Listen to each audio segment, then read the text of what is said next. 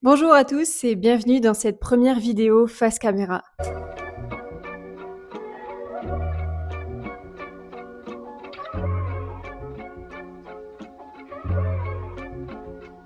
Alors le sujet que je voulais aborder avec vous aujourd'hui, c'est pas très fun. On va parler de mon handicap invisible. Pour celles et ceux qui me connaissent déjà, vous connaissez un petit peu mon histoire, mais c'est vrai que c'est un sujet qui me tient à cœur, qui est assez sensible.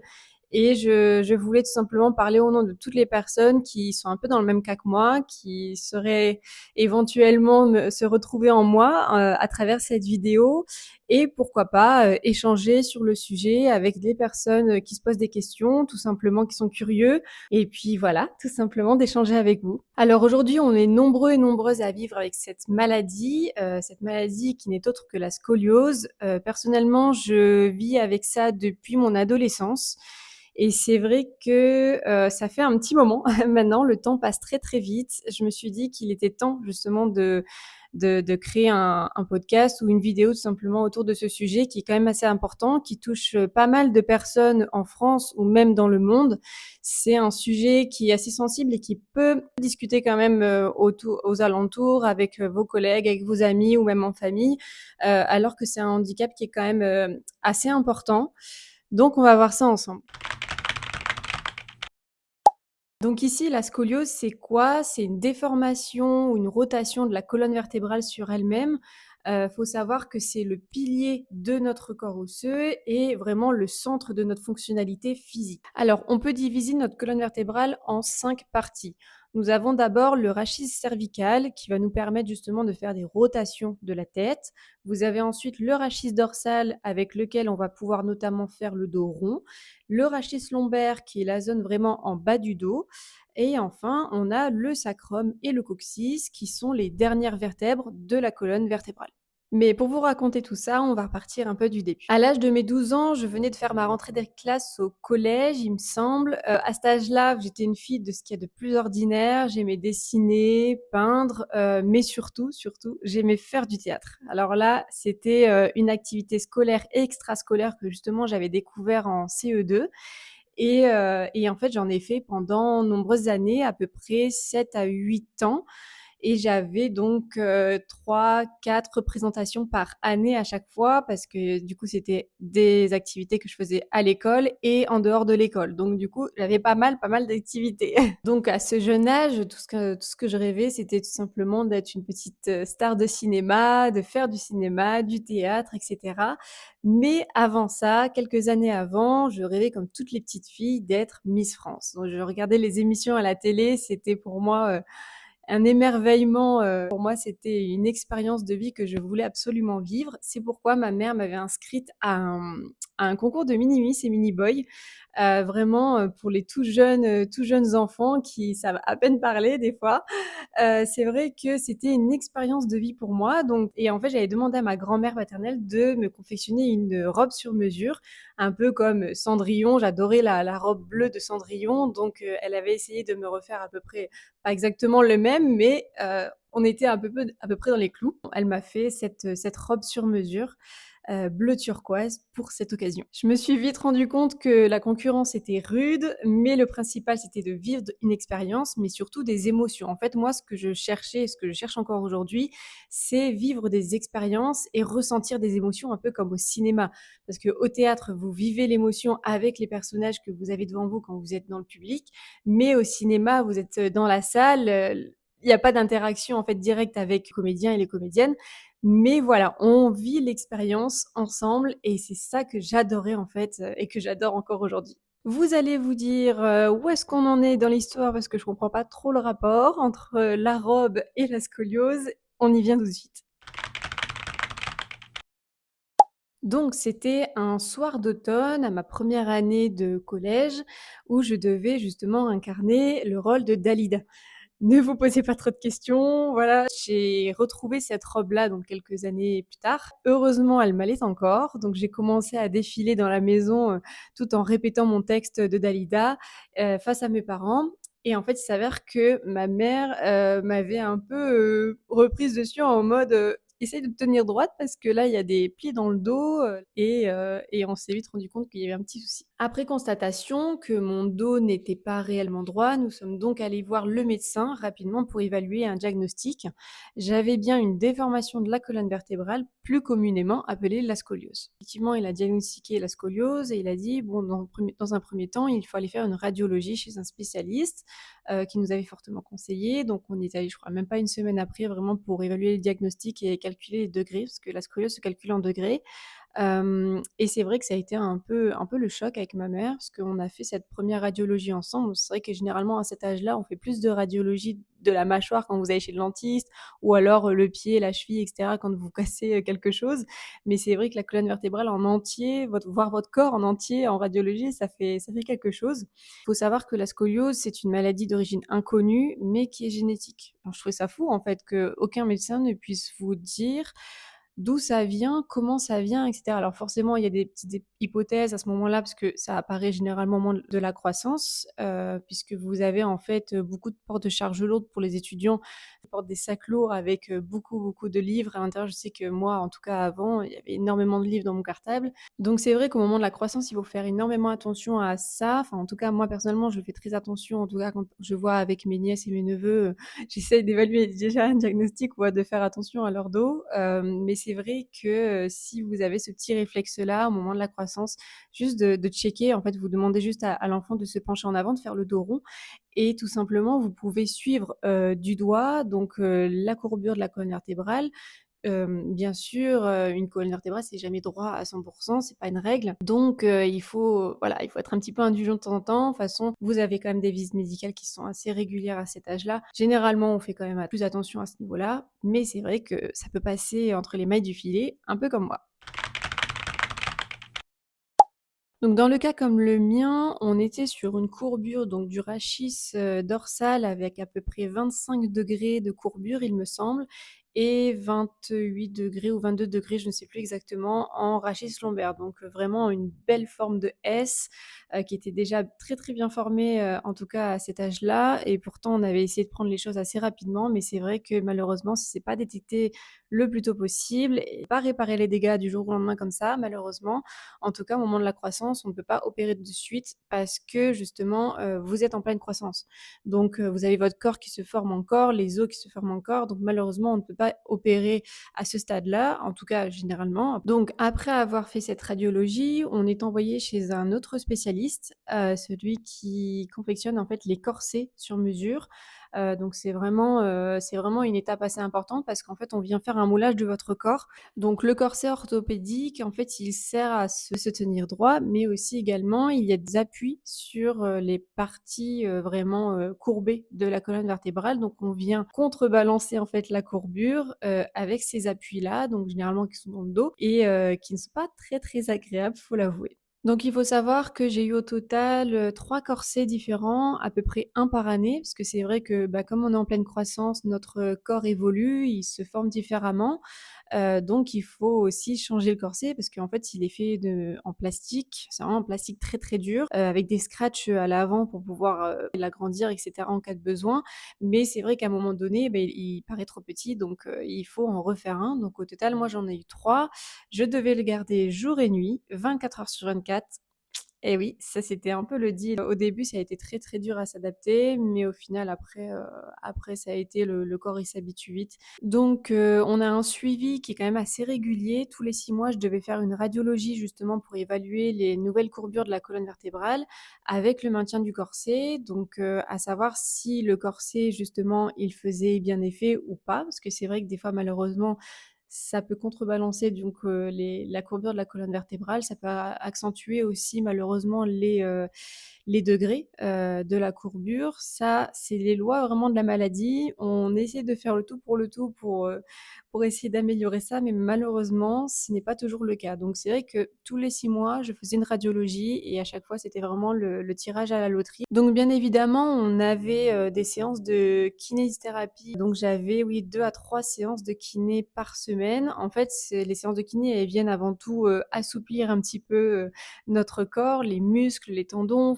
tout ce qui est un petit peu comprimé déjà avec le port du corset parce que vous avez un manque de mobilité forcément avec le port du corset, vous faites beaucoup moins de choses, donc le corps, se forme vite, au maintien du corset, mais c'est vrai que vous perdez un peu de masse musculaire parce que vous ne sollicitez plus beaucoup, les muscles, les tendons et cetera. Donc il est impératif de se muscler pendant la croissance, même après, enfin tout le temps en fait. Il faut tout le temps avoir une bonne hygiène de vie pour pouvoir justement, éviter les douleurs quotidiennes parce que c'est vrai que c'est quelque chose où encore une fois, on s'habitue, on vit avec la douleur au quotidien. On parle vraiment des douleurs assez importantes. Alors pour ma part, c'est vrai que le corset au tout début, ça a été très, très dur, surtout pour les nuits. Je faisais beaucoup de nuits blanches, donc avec le port du corset parce que du coup, on peut pas dormir comme on veut. C'était assez désagréable et des fois, on pouvait pas dormir avec un oreiller ou en tout cas un oreiller assez plat, parce que malheureusement, vous pouvez pas avoir un oreiller, qui est trop formé parce que sinon, du coup, ça viendrait, jouer sur votre rachis cervical et c'est pas toujours l'idéal. Donc voilà, donc l'hiver, ça me tenait chaud. Le corset en jour et nuit, ça me tenait bien chaud, donc c'était très agréable.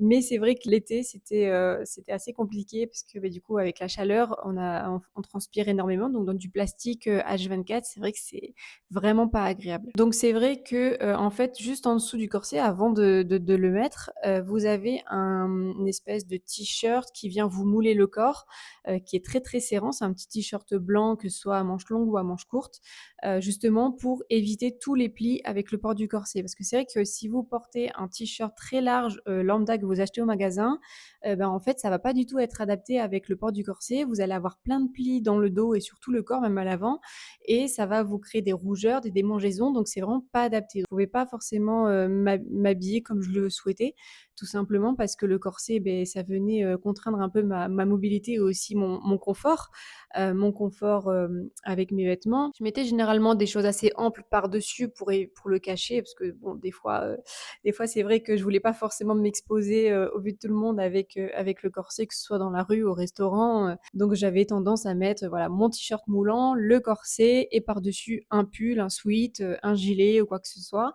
et bien évidemment un pantalon qui n'est pas trop large mais qui n'est pas trop serré non plus. L'idéal, c'était quand même qu'il soit un peu serré, mais pas forcément en taille haute parce que justement ça venait dessous le corset et en fait voilà, c'est un peu trop gainant à ce niveau-là. Donc il fallait réussir à adapter tout ça. Donc c'est vrai que pendant toutes ces années, ouais, ça n'a pas été l'idéal, mais bon, j'ai survécu. Il faut savoir aussi qu'au moment des repas, donc des fois je pouvais pas l'enlever. Bon, quand j'étais à la maison, je l'enlevais quand même pour au moins avoir la satisfaction de pouvoir manger, tranquillement. Mais c'est vrai que, par exemple, si j'étais à la cantine ou si j'étais, au restaurant avec les parents et cetera, j'avais un système de scratch à l'avant qui me permettait justement de pouvoir, desserrer un petit peu le corset, et c'est vrai que, c'était quand même un peu plus agréable pour au moment de la digestion de pouvoir juste manger tranquillement sans être serré, vraiment comme les corsets à l'ancienne quoi, et cetera. Donc c'était ouais, on s'adaptait comme on pouvait.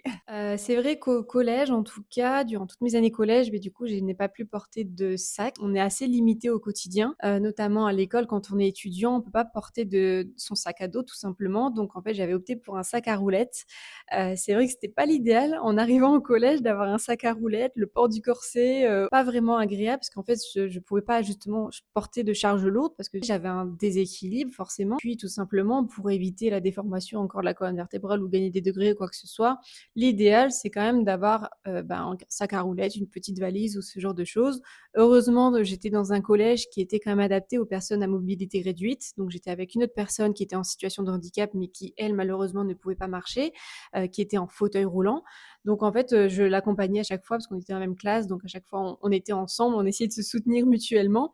Mais c'est vrai que c'est des étapes de vie, sur lesquelles on ne pense pas forcément, en tout cas à cet âge-là, et c'est assez important, je trouve, d'en parler, et de plus l'exposer aujourd'hui parce que c'est vrai que, bon, il y a des systèmes qui sont bien mis en place, en tout cas pour les personnes, les enfants en situation de handicap dans les écoles, dans les collèges, les lycées et cetera.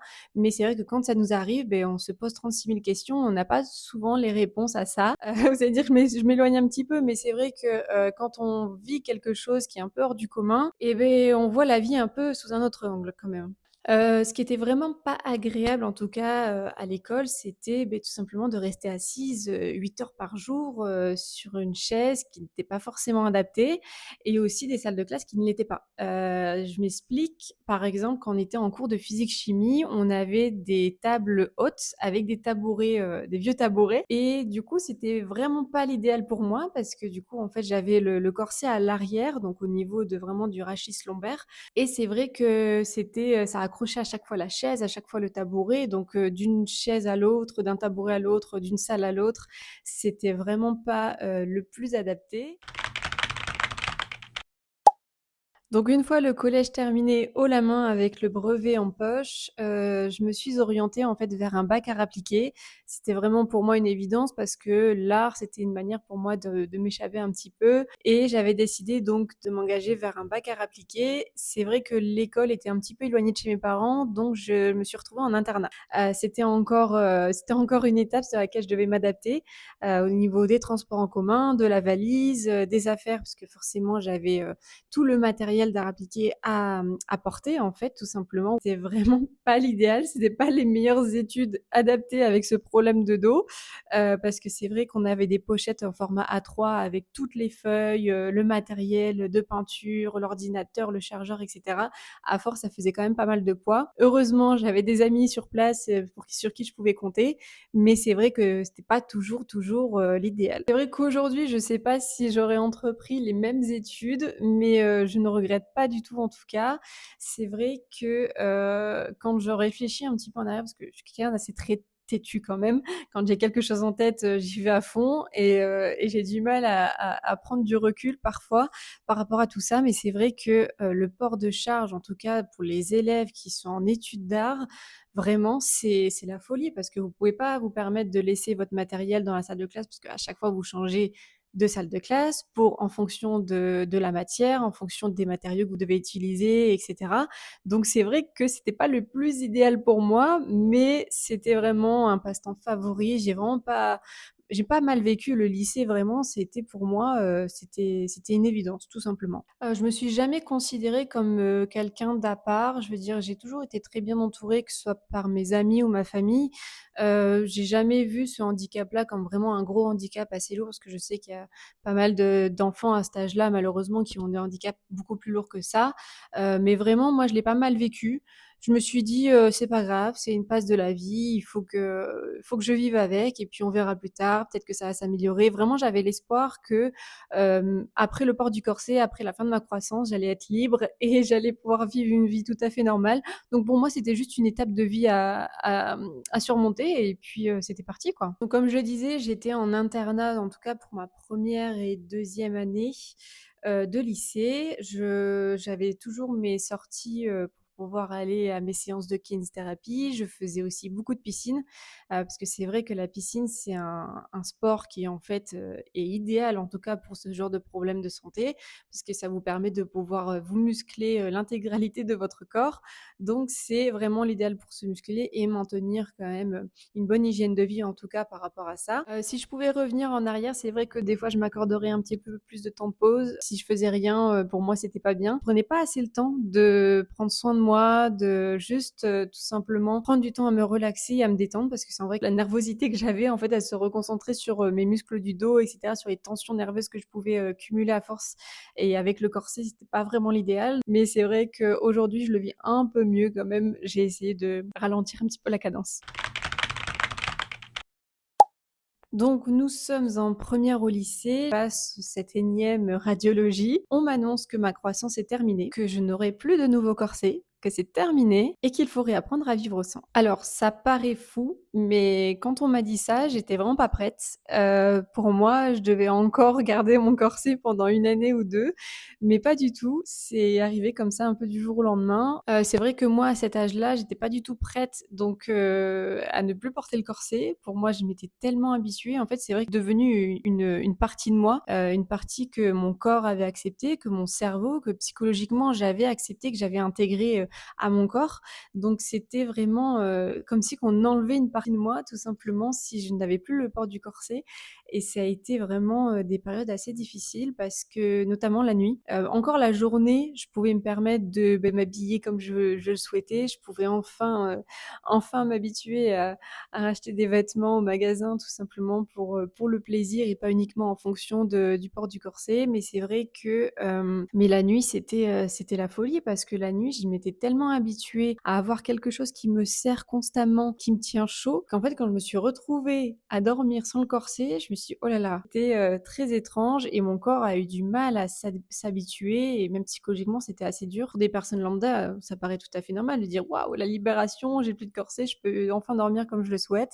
Mais c'est vrai que moi, c'était un peu comme ma carapace. Je me suis toujours considérée un peu comme une tortue qui avait sa carapace H24 et quand elle l'a plus, bah, ça va plus. C'était une partie de moi. Clairement, c'était une partie de moi.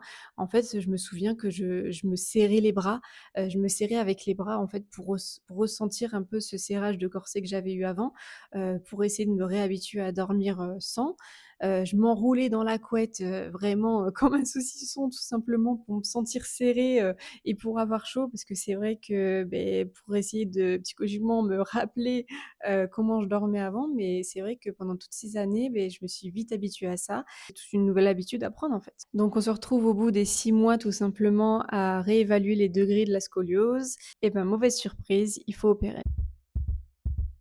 Donc ma scoliose avait pris des degrés et pas qu'un peu et là, je me suis retrouvée en fin de croissance, il me semble que j'étais à 56 degrés en haut, en rachis dorsal et 38 degrés en rachis lombaire. Bah, c'est pas ouf, quoi. C'est quand même assez important, quand on a vu la radio vraiment, on s'est dit: «Là, c'est pas bon» et en fait, généralement, les spécialistes vous disent: «À partir d'une cinquantaine de degrés, on commence à envisager l'opération». Et c'est pas du tout quelque chose qu'on nous avait préparé, clairement, parce qu'à chaque fois qu'on allait voir le spécialiste, à chaque fois qu'on faisait la radio, pas un moment, il nous a parlé d'opération. Donc c'était un peu le coup de massue avec ma mère où on s'y était pas du tout préparé et c'était ouais, c'était quelque chose sur lequel, il fallait rebondir tout de suite. Certains d'entre vous vont certainement me dire, «Pourquoi est-ce qu'on porte un corset et au final les degrés ont quand même, augmenté?»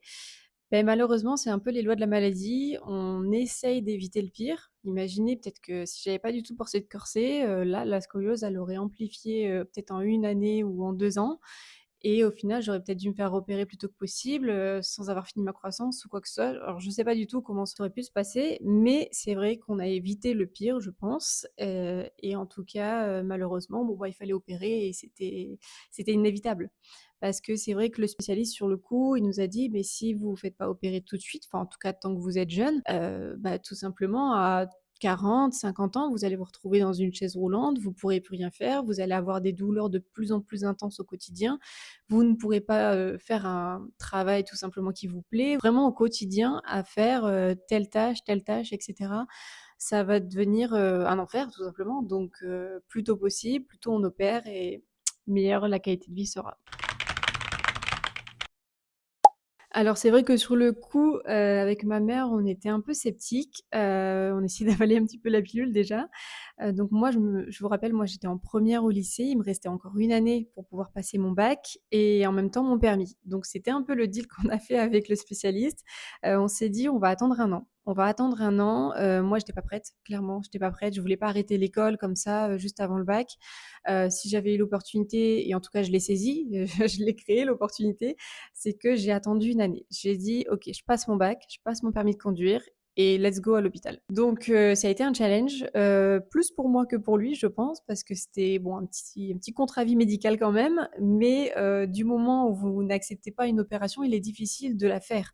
Parce que c'est vrai que psychologiquement, on vient, redresser la colonne vertébrale avec, un corps étranger qui n'est autre que du titane, et si on l'accepte pas, ça peut être très, très, très problématique. Donc c'est vrai que si ça peut venir naturellement, si l'acceptation est déjà là bien même avant l'opération, c'est quand même mieux. Donc durant cette dernière année, j'ai difficilement, vécu le quotidien parce que c'est vrai que les douleurs étaient là de plus en plus intenses. J'avais plus du tout mon corset, je pouvais même plus, le prendre pour dire, de me maintenir de temps en temps. Non, non, vraiment c'était, ça devenait compliqué. Aujourd'hui, si je pouvais revenir en arrière, je pense que je me ferais opérer quand même avant et je j'aurais pas attendu 1 an tout simplement. Mais voilà, les choses sont faites et on peut pas revenir en arrière. Donc l'année se passe et j'arrive en fin d'année 2015. J'empoche mon bac, j'empoche mon permis de conduire et c'est parti pour l'opération. Donc je me retrouve le 15 juillet 2015, la veille de mon opération, à rentrer à l'hôpital avec ma maman, tout simplement pour se préparer d'un point de vue psychologique, mais aussi administratif, rappelons-le.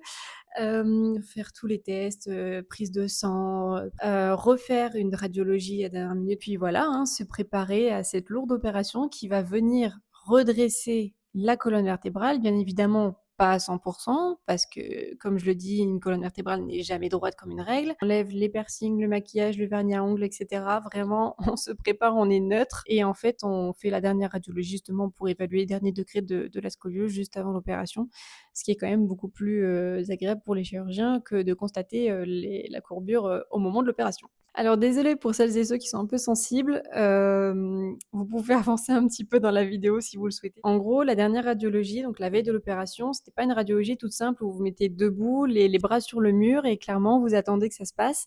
Non, en fait là, sur ces je me suis retrouvée sur une table comme une table chez le médecin.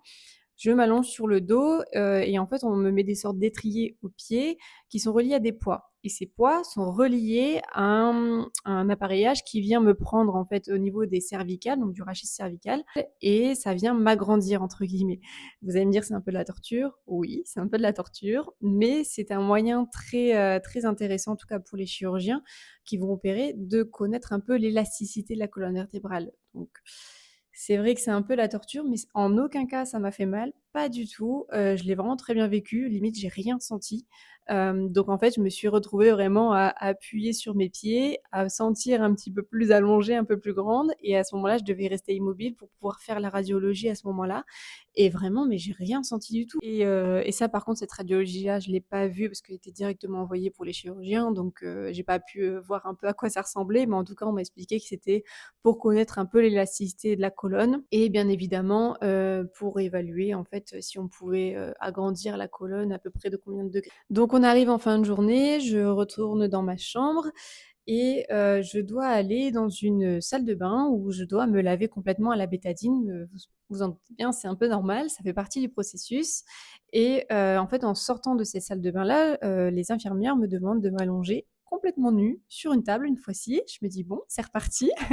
Pour les petites surprises. Bien évidemment, elles avaient caché mes parties intimes et mis un petit drap dessus et en fait, elles ont commencé tout simplement à me couper les ongles de mains et de pieds. Donc déjà là, je me suis dit: «Beh, je peux le faire moi-même», mais non, non, fallait que ça soit fait par les infirmières et ensuite elles m'ont demandé de me tourner sur le ventre, et de là, en fait, elles ont commencé à sortir une tondeuse et à me raser le dos. Alors vous allez me dire, je ne suis pas un homme, je ne suis pas poilu comme ça, mais en fait, il s'avère qu'on a tous un duvet, sur notre peau, tout simplement et du coup, on était obligés de raser le dos vraiment, qu'il y ait pas un poil de duvet, quoi.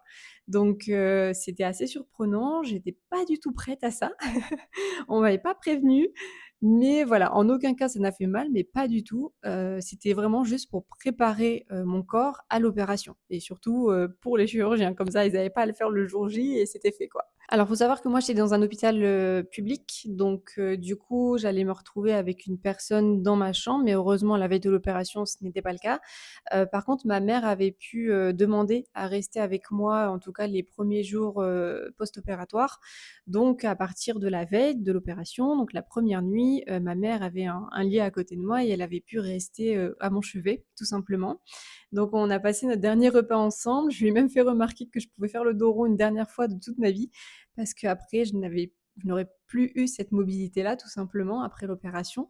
Donc c'est vrai que c'était un petit moment un peu solennel. Je me suis dit, «Mais en fait ce que je vis là, je le vivrai plus jamais de toute ma vie».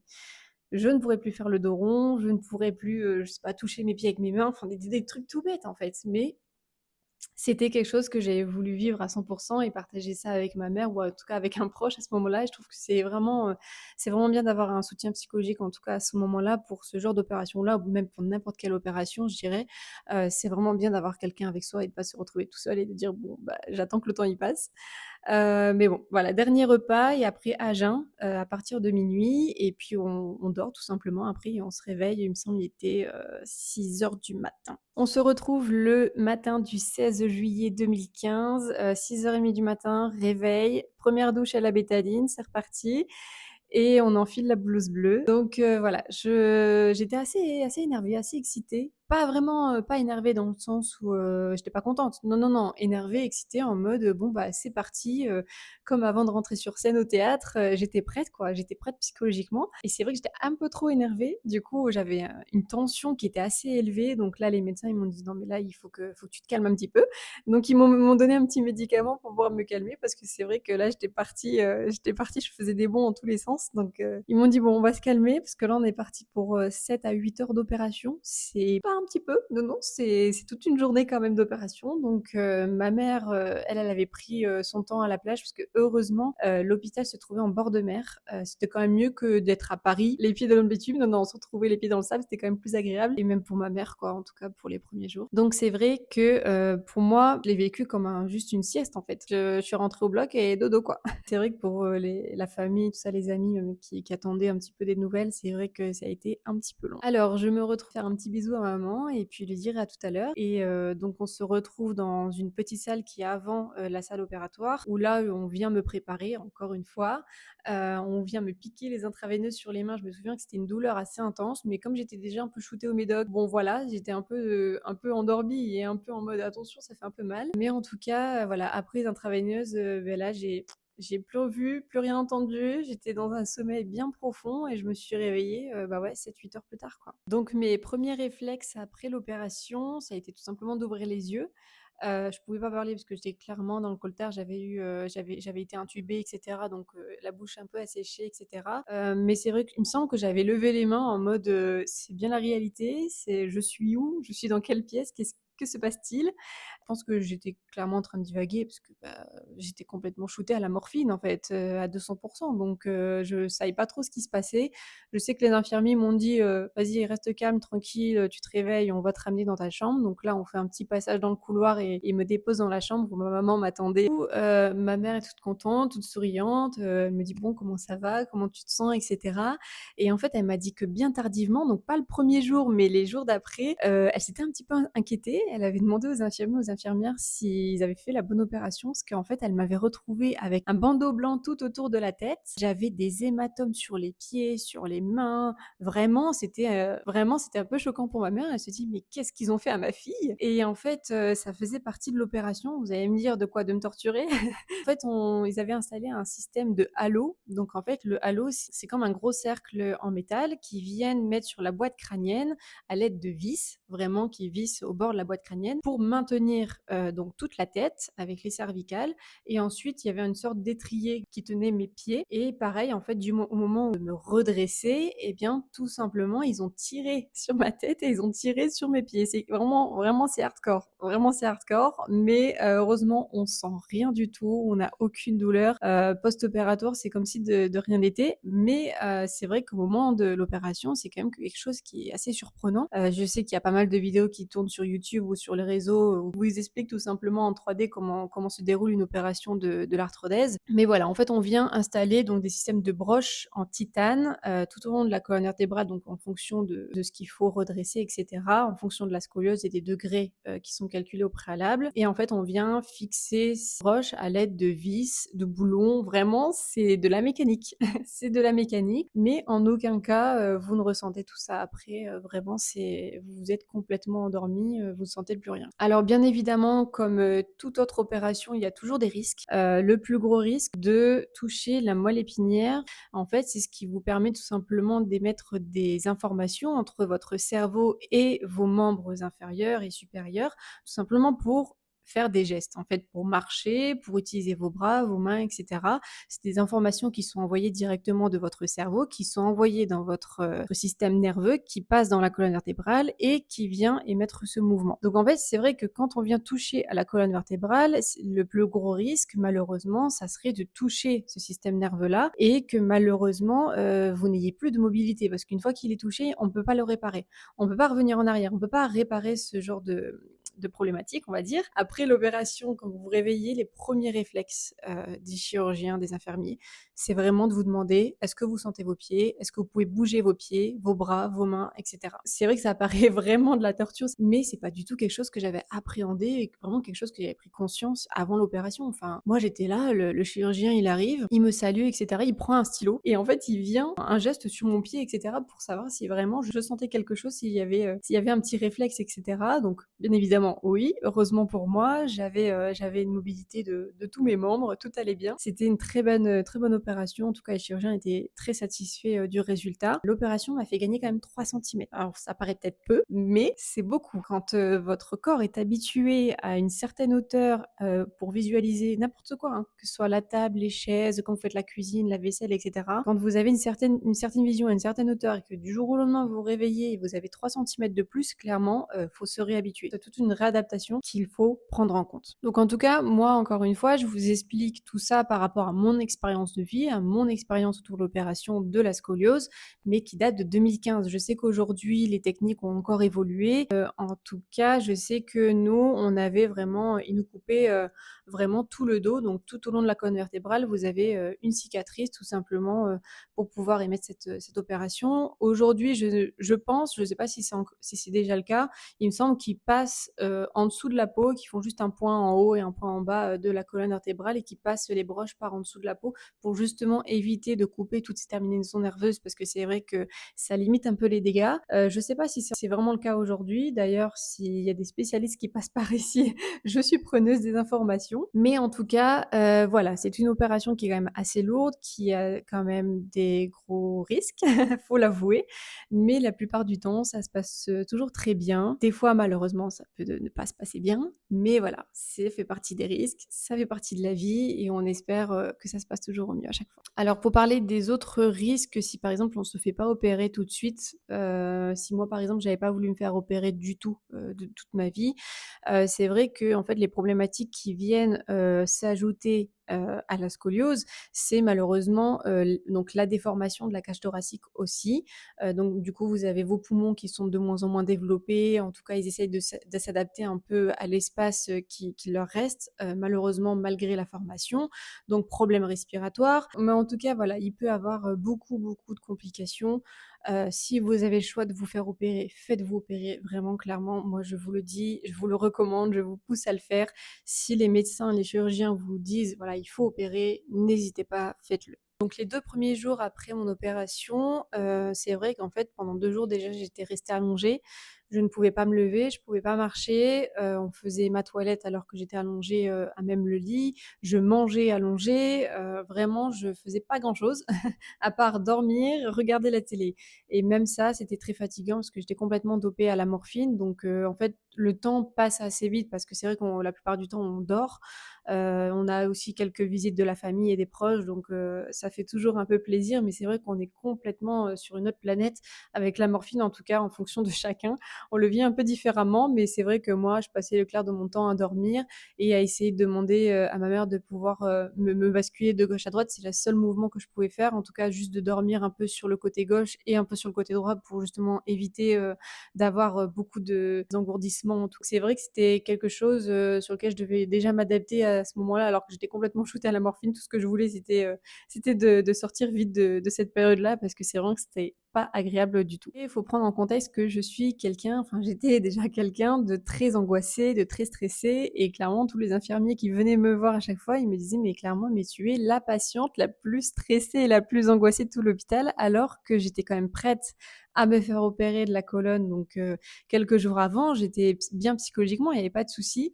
Mais c'est vrai que quand vous avez l'après-coup comme ça qui arrive, bah, vous savez pas trop comment vous allez réagir tout simplement parce que c'est tout nouveau, c'est quelque chose que on vous a préparé, mais que vous ne savez pas du tout comment vous allez réagir et personnellement, je l'ai vécu comme ça, j'étais très tendue, très stressée, voilà. Après chacun le vit différemment. Je sais qu'il y avait beaucoup de personnes dans mon entourage qui avaient vécu aussi cette opération-là, donc d'autres patients de l'hôpital, qui l'avaient très, très bien vécu et au bout du premier, même deuxième jour, ils étaient déjà en train de gambader dans l'hôpital, comme si de rien n'était. Mais bon, je devais prendre le temps qu'il fallait pour pouvoir me réadapter à cette nouvelle vie. Alors, avant même de pouvoir faire mes premiers pas, il faut se lever et avant de se lever, il faut enlever le drain. Donc en fait, le drain, c'est un système, d'aspiration qui vient justement aspirer les liquides post-opératoires qu'il y peut y avoir justement, tout au long de la cicatrice. Donc vous imaginez tout le long de mon dos, il y a une cicatrice et un drain par-dessous et en fait, on vient le retirer au bout du deuxième jour ou en tout cas juste avant de pouvoir se lever, et mettre ses premiers pas. Donc, enfin libérée de ce drain et les kinésithérapeutes donc arrivent enfin, me saluent et me disent: «Bon, bah, c'est parti, on va faire tes premiers pas» et clairement, j'étais pas prête. Je voulais pas. Je sais que en tout cas dans ma chambre, sur ma gauche, j'avais une fenêtre qui donnait vue sur mer, donc ça, c'était l'idéal. C'était un peu l'objectif du jour. On se disait: «Bon, on va essayer de voir la mer aujourd'hui». Donc déjà, se retourner dans le lit et te relever sur le lit, donc s'asseoir sur le lit et en fait, ça, c'était clairement, tout nouveau pour moi parce que malheureusement, je pouvais enfin, pour toutes les personnes qui se sont fait opérer de la colonne comme ça, on ne peut pas se lever comme on le souhaite. En fait, on a un système, enfin, on a tout un exercice à apprendre pour pouvoir se lever dans de bonnes conditions, pour éviter justement de se faire mal, en tout cas après l'opération et même bien après. Donc les médecins, les infirmiers, les kinés m'expliquent, comment pour se lever tout simplement au bord du lit. Donc on fait ça et je fixe au loin donc la mer, la plage, au loin les vagues, ça faisait vraiment plaisir et puis là, ils me disent: «Bon, bah, c'est parti, on va se lever». Je m'appuie sur eux, j'essaie de tenir sur mes jambes et c'est là que je découvre des nouvelles sensations. Clairement, pour moi, c'était, une nouvelle vie, une seconde vie. Là, je vivais une seconde vie, tout simplement. Déjà, comme je vous l'expliquais, j'avais gagné 3 centimètres de taille, donc en fait, il y avait vraiment ce rapport avec la hauteur qui était pas du tout le même. Le centre de gravité aussi de mon corps n'était plus le même et c'est vrai que là, du coup, il fallait que je me réadapte complètement donc je vois mes pieds au sol.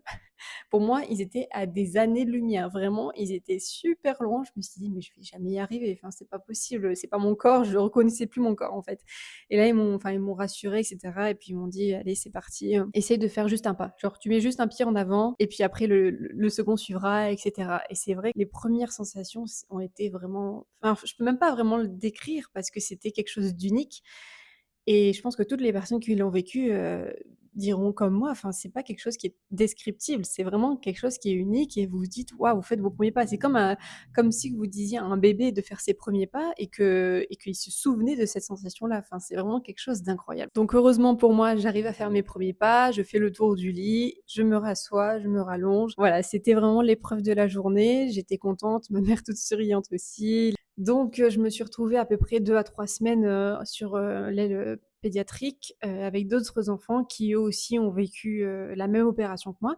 Donc là, j'ai pu, échanger avec eux vraiment sur, tous les points de vue. Enfin clairement, ça a été très bénéfique pour moi parce que justement, je me sentais rassurée, je me sentais comprise surtout, sur, les sensations, mais même après, manger à une table, enfin vous pouvez pas, courber le dos et dire, «Bon moi je vais manger ma soupe comme ça» et cetera. Non, non, non, vous devez tout réapprendre, se brosser les dents, donc à chaque fois les petits efforts, tous les jours, ça devenait une petite routine.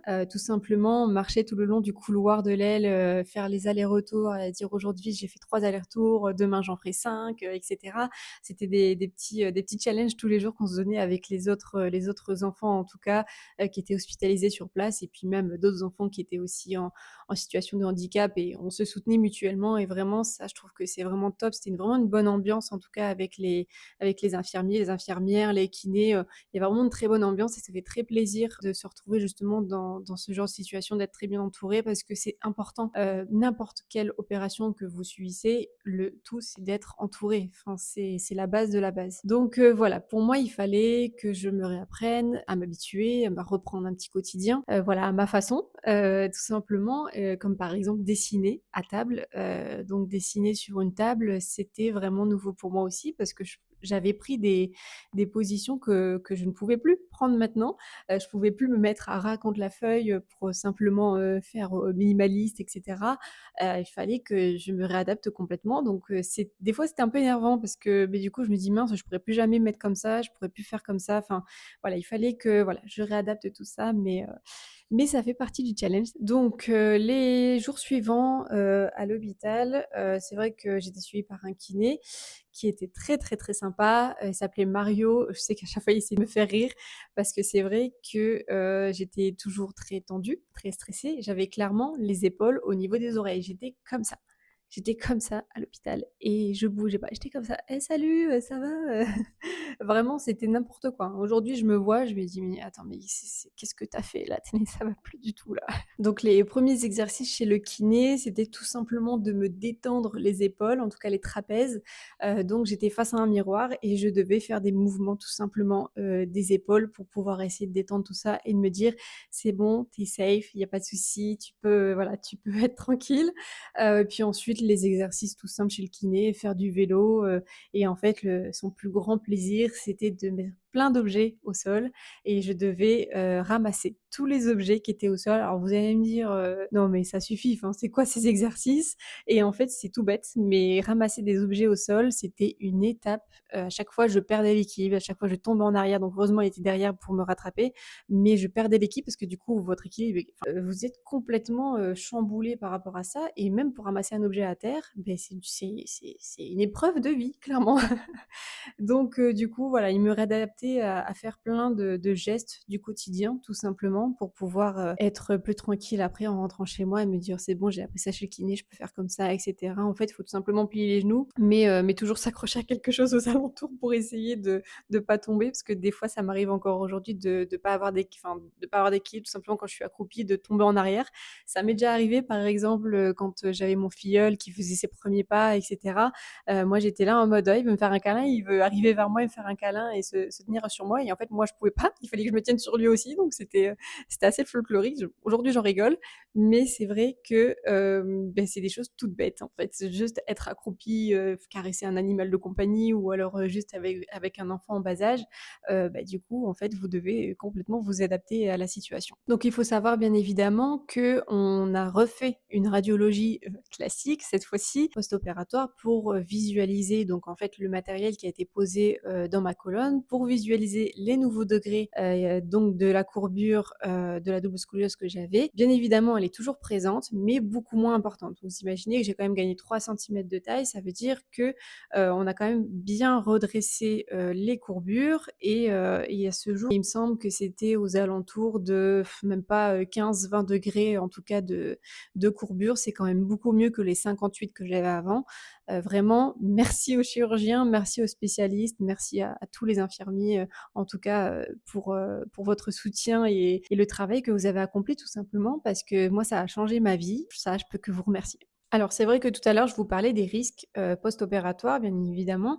Moi malheureusement j'y ai pas trop échappé non plus, puisqu'il y a toujours des risques. En fait, le risque zéro n'existe pas. Mais, par contre, j'ai un manque de sensibilité sur la moitié de mon corps. Donc c'est vrai que, bah, l'opération, on vient quand même ouvrir, tout au long de la colonne vertébrale de haut en bas. Forcément, il y a un peu de dégâts derrière. Bon, c'est pas très dérangeant au quotidien, mais c'est vrai que, par exemple, pour ma part, j'ai un manque de sensibilité. Donc quand je dis un manque de sensibilité, c'est par exemple si on vient m'effleurer la peau ou si je viens, par exemple, tout simplement me cogner, contre un coin de meuble et cetera, contre une table, une chaise, enfin bref, peu importe. En fait, je vais pas sentir la douleur, je vais pas sentir que je vais toucher un objet, que je vais toucher quelque chose. En tout cas, pour moi, ça se répartit entre la jambe droite, donc vraiment à partir du genou droit jusqu'au haut de ma poitrine. Donc, c'est vrai que c'est une grande partie de mon corps. Vraiment, je me le divise en 2. La partie gauche, je sens, il y a pas de souci, mais la partie droite, il y a beaucoup moins de sensibilité et en fait, je m'en suis rendu compte, les premiers jours où en fait, je devais m'habiller toute seule. C'est vrai qu'au début, je prêtais pas attention, mais en fait, le jour où j'ai juste enfilé un pantalon de pyjama, clairement, je me suis dit: «Mais c'est bizarre, il y a un truc qui est bizarre, quoi». Enfin, en fait, je monte le pantalon et en fait, je me rends compte qu'il y a pas la même sensibilité à gauche et à droite. Donc sur le coup, je me dis: «Bon, c'est pas grave, j'ai dû, mal m'asseoir ou il y a eu juste un petit truc, je me suis coincé quelque chose, je vais aller voir le kiné» et cetera. J'en ai parlé avec les chirurgiens, bien évidemment. en fait, c'est des choses, qui reviennent ou qui ne reviennent pas. Pour ma part, c'est pas revenu. Il y a des personnes pour qui ça peut revenir sur certaines parties, mais c'est vrai que généralement quand c'est sectionné comme ça, malheureusement ça ne revient pas. Moi, je le vis bien, il y a pas de souci, mais c'est vrai que des fois, des trucs tout bêtes, hein, je me cogne contre un coin de meuble ou quoi que ce soit, ou même quand, par exemple, quand je prenais le métro à Paris, parce que quand j'ai vécu à Paris, je prenais le métro, un truc tout bête, je mettais pas mon téléphone dans la poche droite arrière de mon pantalon, je la mettais toujours du côté gauche. Parce que le côté gauche, je pouvais sentir ce qui se passait et cetera. Alors que si, par exemple, je viens mettre mon téléphone ou même de l'argent, un sac à main ou quoi que ce soit du côté droit, en fait, je ne sentais pas ce qui se passait, donc je pouvais pas évaluer si, par exemple, j'allais me faire, voler un téléphone ou voler l'argent et cetera. Donc c'est des petites choses comme ça qu'on ne pense pas forcément et qu'on est obligé de s'adapter au quotidien. On se dit: «Mince, bon, et bah, je vais pas faire ça pour limiter les risques».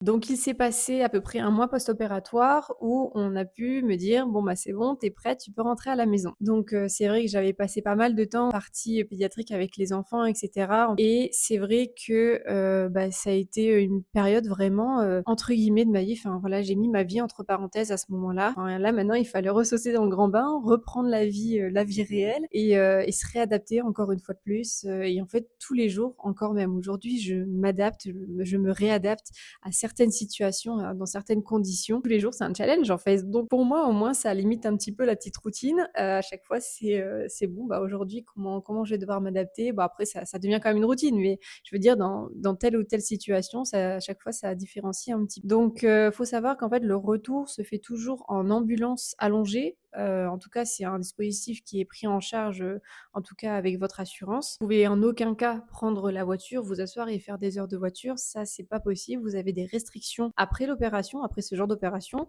Généralement, c'est pareil pour tout le monde. Donc par exemple, pour ma part, je devais faire maximum que 15 minutes de transport par jour, donc en étant assise ou debout.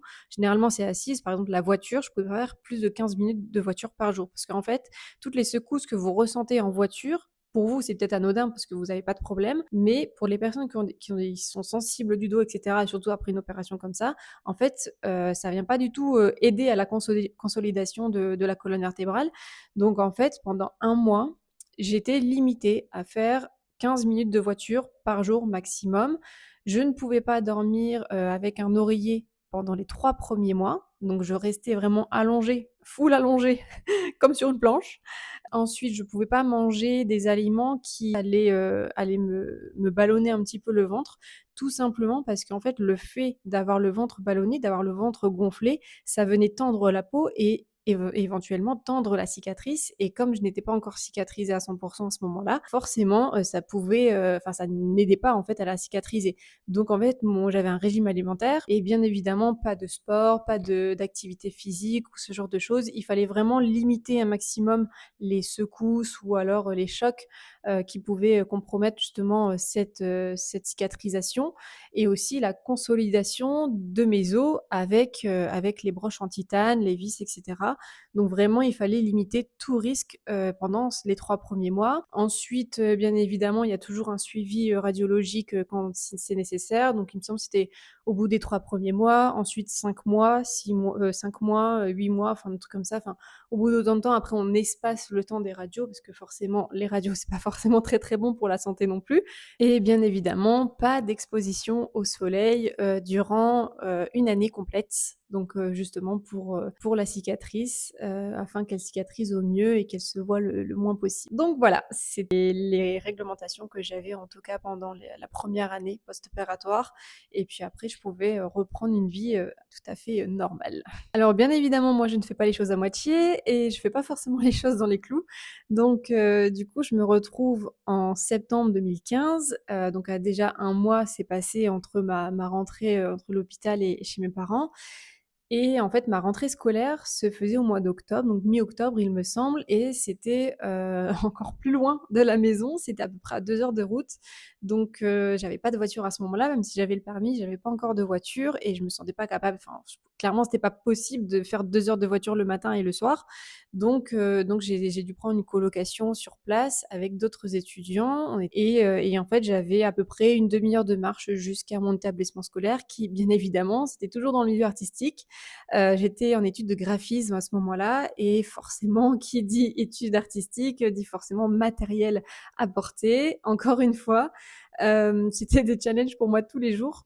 Ce qu'il fallait que je porte mon matériel, en fait, tout simplement entre mon domicile et l'école. Donc voilà, c'était encore un challenge tous les jours et puis des fois je ratais le bus, donc il fallait que je marche avec tout mon matériel et bien sûr, c'était pas un sac à dos, c'était une grande planche avec toutes les feuilles, la peinture et cetera.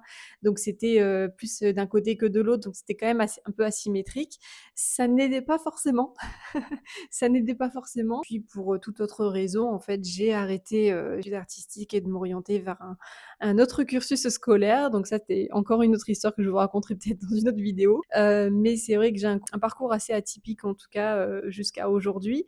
Mais ça, oui, je pense que ça fera l'affaire, d'un autre sujet dans une autre vidéo. Mais en tout cas, voilà, faut savoir qu'il faut s'adapter à toutes les situations possibles, malgré, les problématiques qu'on peut rencontrer dans la vie. C'est vrai que moi, je suis assez têtue, donc forcément, ça n'aide pas. Donc à mon retour chez mes parents quelques mois plus tard, je me retrouve à la maison et en fait, je cherche tout simplement un job d'été, comme tous les étudiants de mon âge pour, gagner un petit peu d'argent avant de reprendre l'école, à la rentrée prochaine. Donc là, c'était en septembre 2016 et en fait, le premier boulot que j'ai trouvé comme la plupart des étudiants, c'était un travail chez McDo. Donc je me suis retrouvée à travailler chez McDonald's qui, encore une fois, n'était pas le job le plus adapté par rapport à mon problème de santé.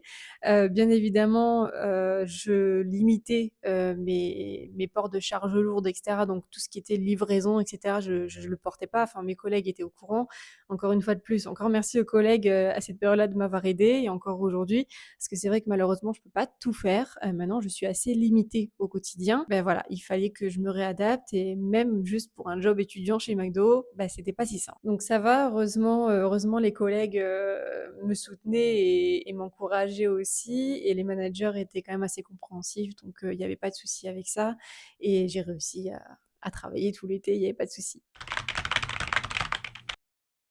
Donc cet été, ça fera 10 ans post-opératoire, 10 ans que je vis, une nouvelle vie, une seconde vie. Moi, je l'appelle comme ça en tout cas parce que j'ai dû complètement me réadapter. C'est vrai que pour ma part, ça m'a, ouvert les yeux sur pas mal de choses, le potentiel de la vie qu'il m'avait à offrir. Donc voilà, si aujourd'hui je peux émettre des petits points, c'est vraiment de m'adapter au quotidien à des nouvelles situations, dans de nouvelles occasions, mais surtout de limiter un maximum pour éviter justement de commettre l'irréparable, comme on pourrait dire. Parce que c'est vrai que le risque aujourd'hui, ça serait que par exemple, je sais pas, je porte une charge lourde que je ne devrais pas porter, à avoir par exemple une hernie discale. Donc ça a déjà été le cas. C'est vrai que plus d'une fois, j'ai fait des choses où je me sentais un peu comme une warrior. Je me suis dit, c'est bon, ça va le faire, j'ai plus de douleur, tout va bien, je suis Wonder Woman, il y a pas de souci. Non, non, non, ça passe pas comme ça. Donc voilà, je sais que c'est limité, il faut absolument que j'apprenne à garder ce petit pourcentage d'énergie et de force que j'ai par jour parce que malheureusement, si je dépasse ces limites, ça peut compromettre mon quotidien. Donc c'est vrai que si je fais un constat entre avant et l'après l'opération, avant l'opération, j'avais quand même beaucoup, beaucoup de douleurs au quotidien. Ça devenait même insupportable, vraiment ça me tapait sur le moral, mais c'est vrai qu'aujourd'hui, je le vis beaucoup mieux. Enfin, même après l'opération, même pas une année après l'opération, enfin, je n'avais aucune douleur, donc je me sentais capable, faire comme tout le monde. Vraiment, tous les médecins vous le diront et même vous, vous allez vous en rendre compte et moi, j'ai été la première à ne pas faire du sport régulièrement. Au début, enfin, j'étais pas du tout une grande sportive, hein. Clairement, pour moi, le sport, c'était une contrainte. Je ne voulais pas faire du sport. J'étais obligée d'en faire, donc forcément, quand on est obligé de faire quelque chose qu'on ne veut pas, et ben, on a encore moins la motivation et moins l'envie de se forcer à faire quelque chose. Vraiment, pendant quelques années, je ne faisais pas de sport, enfin, je faisais pas grand-chose et je me suis rendu compte qu'après, avec l'âge, avec les années, et ben, forcément, là, enfin, le corps aussi prend de l'âge, est plus aussi souple qu'avant et ne il est limité tout simplement. Donc en fait, aujourd'hui, c'est devenu un plaisir de faire du sport. Ça me permet de me vider la tête, de penser à autre chose et de limiter justement les contractures musculaires qu'on peut avoir, toutes les tensions nerveuses qu'on peut avoir au quotidien, notamment avec le travail, etc. C'est vraiment des choses qu'on ne pense pas forcément, mais quand on le vit, on se rend compte que ça nous fait du bien. bien alors je fais quelques fois du yoga, je vais encore chez le kinésithérapeute, un peu à la piscine, à la salle de sport, vraiment essayer de vous mettre tout simplement un programme, un planning, en tout cas par rapport aux exercices que vous vous sentez capable de faire, mais et qui ne viennent pas solliciter, davantage votre dos et qui viennent, justement, écraser, vos disques lombaires, vos disques cervicales et cetera. Enfin, vraiment, il faut, protéger un maximum votre matériel qui protège votre dos. Pour toutes les personnes qui se sont fait opérer de la même opération que moi, il faut savoir qu'on est éligible à l'ALD. L'ALD, c'est l'affection longue durée. En fait, c'est un dispositif de l'assurance maladie qui vous permet de couvrir toutes vos charges par rapport à vos soins médicaux, tout simplement, en rapport direct avec votre dos. Vous avez par exemple les séances de kinésithérapie, les rendez-vous chez les médecins, les radiologues, etc. Tout ça est pris en charge à 100% par l'ALD. Rien n'est à débourser de votre poche, donc heureusement pour vous, profitez-en. Donc en fait, il faut faire une demande auprès de votre médecin traitant, il va devoir remplir un premier dossier. Je sais qu'il y a peut-être d'autres dispositifs qui sont pris en charge. Si certains ou certaines d'entre vous sont au courant, dites-moi en commentaire. Il y a preneuse aussi des infos parce que j'ai pas toutes les informations non plus. Mais en tout cas, vous avez également le droit à la carte CAMI, c'est une carte prioritaire handicapée qui vous permet tout simplement d'éviter d'attendre, par exemple, dans les files d'attente, chez le médecin, vous avez des chaises ou alors dans les transports en commun, si vous allez devoir remplir un autre dossier qui est quand même assez complet. Il y a à peu près 20 pages, il me semble, à remplir à la main et à renvoyer donc auprès de la MDPH. Donc, c'est la maison départementale des personnes en situation de handicap. Ça, vous avez le droit de présenter votre carte pour vous asseoir. Il n'y a pas de honte. Au début, je l'utilisais pas ou très peu parce que justement j'avais honte, j'avais peur, vous avez le droit aussi, à un minimum de confort. Alors attention, ne confondez pas la carte CMI avec aussi, la carte qui vous permet de vous stationner sur les parkings, pour les personnes en situation de handicap. Ça malheureusement, il faut être éligible à, il me semble, à 80 de handicap. Ça, c'est pas vous qui le calculez, c'est directement la MDPH et en fait, alors je sais pas du tout comment est-ce qu'ils évaluent ça, mais en fonction de votre dossier, ils vous donnent un certain pourcentage. D'ailleurs, ils vous le donnent pas forcément, il faut aller le chercher un petit peu. Moi, je sais que je suis même pas, enfin, je suis à moins 60% dans tous les cas, donc je ne suis pas éligible à me garer sur les stationnements. Et c'est vrai que parfois, ça peut être un peu problématique. J'ai eu l'occasion de discuter de ça avec d'autres personnes qui sont aussi dans la même situation que moi. Et en fait, on trouve ça un petit peu injuste parce que c'est vrai que pour nous, comme on n'a pas du tout de mobilité au niveau de notre dos, on doit rentrer et sortir d'une certaine manière du véhicule qui ne nous permet pas de nous mettre dans de bonnes conditions, par exemple sur des parkings avec des places de parking qui sont très serrées, où vous avez la voiture, enfin littéralement la voiture, même pas à 50 centimètres de la vôtre. Donc c'est très problématique et plus d'une fois, je me suis cogné la tête ou quoi que ce soit, juste pour rentrer dans mon véhicule en fait. Donc parfois c'est assez rageant parce que notre handicap, il n'est pas vu comme un gros handicap. Parfois pour des trucs tout bêtes, juste arriver à se garer sur une place de parking, c'est pas évident pour tout le monde. Donc je trouve que ça devrait être réévalué au niveau du pourcentage parce que c'est vrai que malheureusement, c'est pas l'idéal. Par exemple, vous allez faire vos courses, vous pouvez pas porter vos courses, vous pouvez pas apporter des packs d'eau, des packs de lait, etc. Vous devez utiliser un caddie, comme tout le monde, mais c'est vrai que c'est pas adapté pour nous dans tous les cas. Alors, il y a encore une dernière chose côté administratif, je dirais. Vous avez le droit aussi à la reconnaissance de travailleur handicapé, donc le dossier RQTH, pareil, qui se fait auprès de la MDPH. Donc, ça vous permet aujourd'hui d'être reconnu travailleur handicapé. Ça, c'est un choix de votre part, ce n'est pas obligatoire. Vous avez des avantages. Aujourd'hui, en tout cas, de plus en plus d'entreprises recherchent des personnes en situation de handicap. En fait, ils ont tout simplement un quota, un pourcentage de personnes en situation de handicap d'être employées dans l'entreprise. Et c'est vrai qu'aujourd'hui, heureusement, c'est reconnu. On peut se permettre de pouvoir dire à notre employeur, bah, malheureusement, moi, je suis peut-être pas en fauteuil roulant, mais j'ai quand même un handicap. Je peux pas me permettre de travailler 8 heures par jour derrière un ordinateur, rester assis sur une chaise lambda. Il me faut un siège, un bureau adapté par rapport à ce que j'ai. Donc moi, j'avais fait les démarches, donc bien sûr, je les avais pas faites tout de suite. Au tout début, en 2015-2016, j'ai pas osé faire les démarches parce que j'étais pas encore dans le monde du travail, j'étais encore étudiante. Je me suis dit: «Mais je vais être limitée au niveau, des entreprises qui voudront me recruter» et cetera. Donc je cachais un peu le truc et après quand je voyais que ça se passait bien, bah, en fait, je commençais à dire aux collègues et aux employeurs et cetera: «Bah, en fait, j'ai des petits problèmes de dos et cetera» et en fait, les gens minimisent tellement le problème de dos parce que c'est tellement lambda qu'en fait, les gens ne se rendent pas compte. C'est pour ça aussi que j'essaye de faire ce genre de vidéos sur les réseaux pour pouvoir essayer de mobiliser un peu les gens parce que c'est vrai que c'est quelque chose qu'on trouve tellement anodin qu'on se dit: «Oh, c'est pas grave, c'est un problème de dos, c'est pas grave». Non, non, non, il faut prendre les choses sérieusement. Chaque problème, a des conséquences derrière si on n'en prend pas en compte, si on ne s'adapte pas suffisamment à la situation de la personne. C'est vrai que le dossier RQTH, je l'ai fait un peu tardivement et faut savoir qu'aujourd'hui, vous cumulez en fait des trimestres, il me semble, c'est ça, les trimestres, oui, si des trimestres de, quand vous travaillez et cetera. Vous pouvez partir plus tôt après en retraite quand, voilà, vous arrivez à terme. Ça vous permet de partir plus tôt en retraite et ça permet aussi de vous adapter, enfin d'avoir votre poste de travail adapté par rapport à votre handicap. Donc pour chaque personne, c'est différent, bien sûr, mais en tout cas, pour mon cas, j'ai eu le droit à avoir un bureau aménagé chez moi parce que j'effectue du télétravail et donc du coup, ils sont venus. Donc en fait, moi, j'ai dû faire mon dossier RQTH auprès de la MDPH. Une fois que ça a été accepté, validé, il a fallu que je le transmette à mon employeur et ensuite que je fasse une démarche auprès de mon employeur pour pouvoir avoir ce bureau aménagé.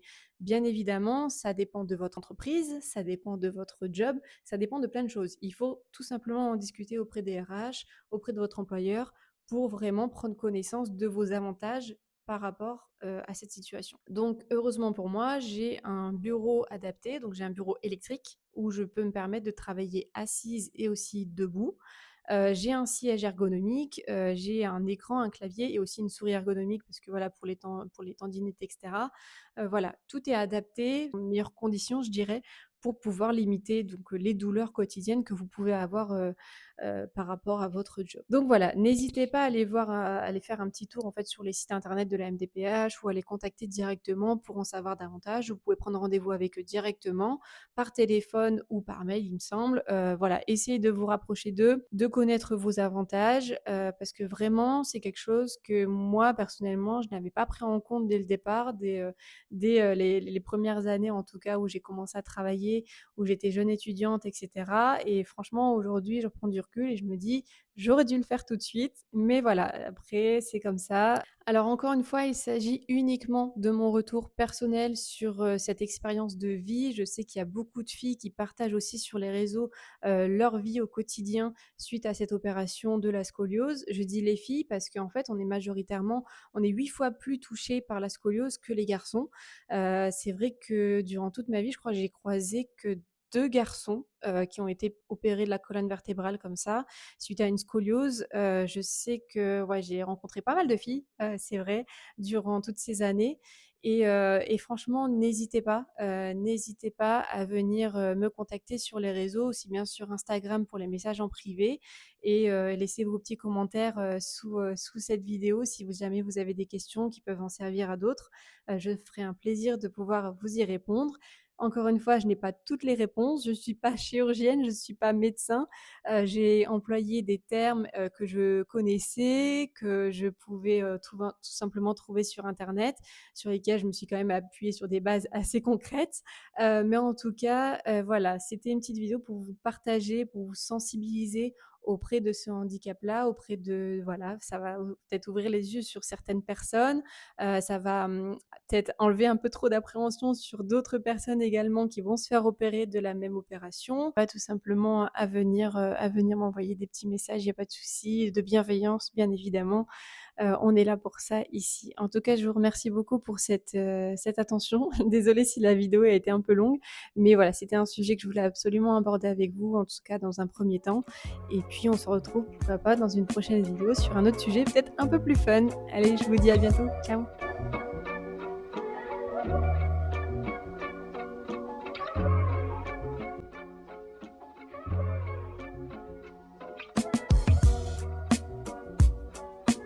C'est pas évident à dire ça, blouse bleue. CE2, pas du tout. Pas du tout. Partie 3. Donc, alors pour ma part, un redon blanc, un bandeau blanc tout autour de la tête. Allez, je vous dis à bientôt. Ciao.